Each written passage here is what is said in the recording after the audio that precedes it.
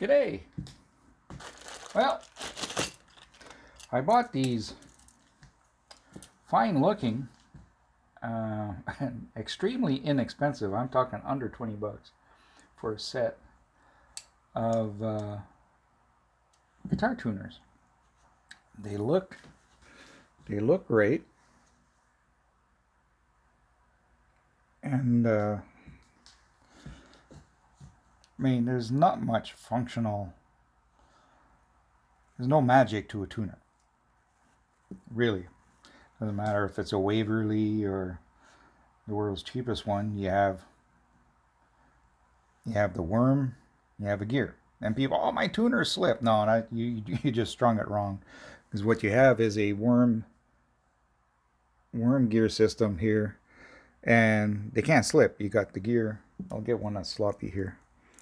You got your gear here going against the worm, so they can't slip unless it's totally shot. And when it slips, your string's not going to be going slowly flat. Your string will go clunk, so you'll down. It'll just drop like 3-4 steps. So that's not slipping. That's your gear broke, or if the bushing over here, sorry, the bushing over here or over in here, if they break or go missing or get too sloppy, that can also allow slippage. Now these guys, as they came, I get it really bad. Here's a good example of straight out of the box. That shaft is just hopeless. See that? Now, that's not usable. When the string's on, it's going to pull in that direction. Or this direction, sorry. So it does pull the gear into the worm. But it's still not ideal. It's still sloppy. And like I said, well under 20 bucks. Straight out of Aliexpress. I bought these not to use on my guitars. I use Waverly's on my own guitars. But on a prototype where I don't want to put a expensive set of Waverly's, don't need an expensive set of Waverly's, because that's just, I'm going to be using it to try stuff on and such. And not every guitar that walks through that door is a pre-war Martin or something worthy of expensive tuners. Well, everything's worthy of expensive tuners. Really, life's kind of too short to deal with junk. But there's many a kid or even an older fella with a Yamaha or something, an old Japanese Fender acoustic, that they've owned it since the late 70s and the 80s, or perhaps even the late 60s, and it's got the world's worst tuners on it, and they're completely shot, and they'd like to have a vintage style machine, and the budget just does not allow a set of Waverly's, and stuff like this here comes in handy for that. So that's why I bought them, just to try them out. Like I say, with that much, that's ridiculous. With that much play in it, it's not, I wouldn't use that on my enemy's guitar. But they are refinable. So they come apart quite easily. Here's a pair that I've done already, and that's when I decided to make this video, because they actually come out quite nice. Very, very little slop left. This one could use a little more refining. I'm going to go through them. I'm just learning. I'm learning the process as I'm going here. There's no tutorial out there for this. Now these guys, I'm just going to take one completely apart here to show you how they're held together. You got the screw, you got the button, you got the shaft, you got the worm, and the worm has a couple of nylon washers. They must have a taper to them or something. I'm not going to take it completely apart, but I like that this is nice large and it fits nicely there. And that nylon washer prevents it going this way. This one provides a bearing surface. This little sleeve here. The buttons are quite decent. Little screw. So I'm going to Loctite all of these. When I'm done and I'm happy with them, I'm going to pull them out. Give them a quick dunk in some alcohol to clean the threads of any oils. And put a drop of Loctite blue on them. Not red. Red's permanent. Blue.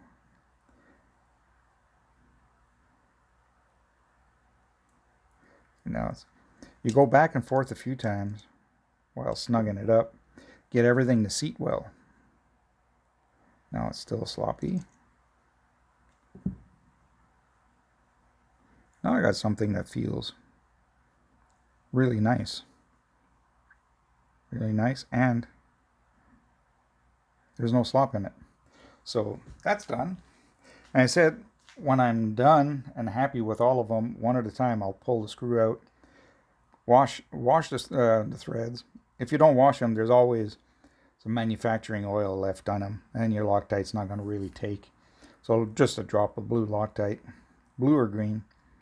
And yeah, I'm going to do that so it'll stay like this. It's not going to fall out anytime soon. Now these, let's see if I'm, they're just stamped.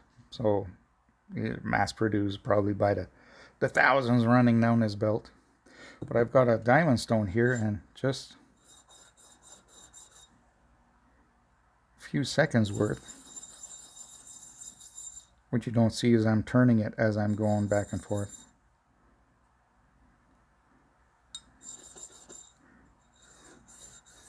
I'm just refining. There we go. Now we've got a nice consistent gloss. I think that's a 600 or 800 grit diamond stone. I use that for everything. This shaft is, it is what it is. So put it back together. Oh, the other step.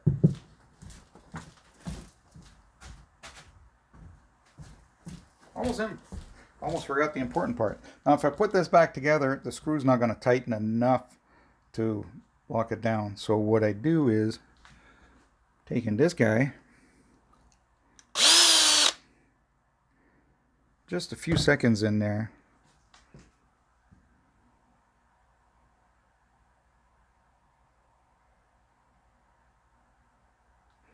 and I put a little chamfer.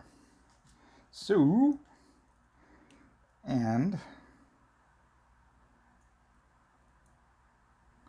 try it out again.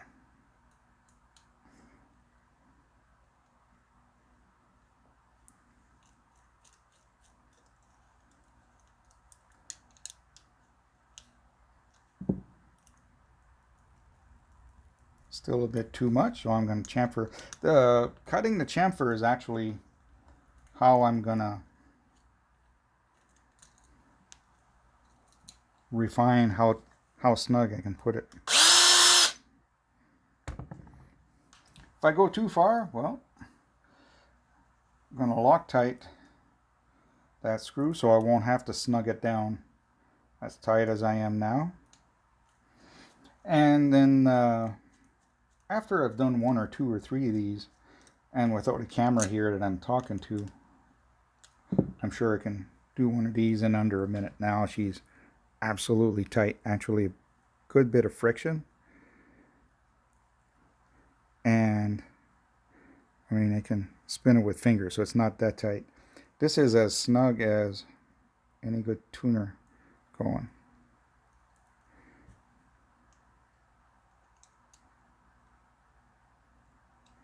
Everything is seating itself. And this is where I say the Loctite's actually going to be quite important, because right now everything wants to come apart.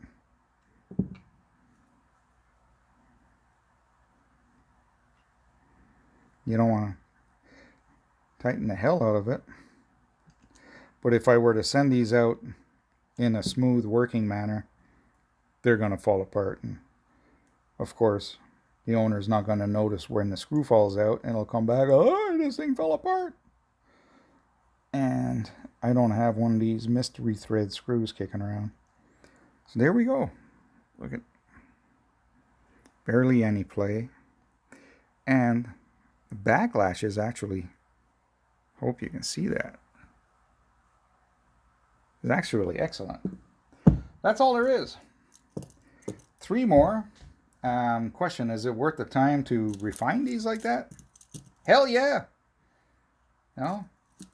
What are Waverleys or Good Grovers or Shalers or Goddos going for these days? And these, I think, are $12 or something like that on Aliexpress. Bit of shipping. I took a chance on them. And so I only bought one set. So with the shipping, it still came out well under $20, maybe $18 or something. But now that I know they're decent, they look great. I love the black and the black screw. So next time I need some, I'm going to order, maybe 5 sets. And that'll break down the shipping to a couple dollars a set. So $13, $14 for a set. Yeah, it's worth taking 10 minutes to go through them and refine them and Loctite them. I can help out a customer, put them into a decent set of vintage style tuners. And yeah, kind of neat. So even when you buy junk can be refined. I kind of look at everything I buy as a kit. It's they've done most of the machining. It's up to me to refine it. That's the difference between buying inexpensive stuff and expensive stuff. Expensive stuff, you expect it to be all refined, everything's done. Inexpensive stuff, don't be disappointed. Don't go on Twitter and whatever and go, oh, that's damn crap. Yeah, well, you paid for crap. It's up to you to refine it.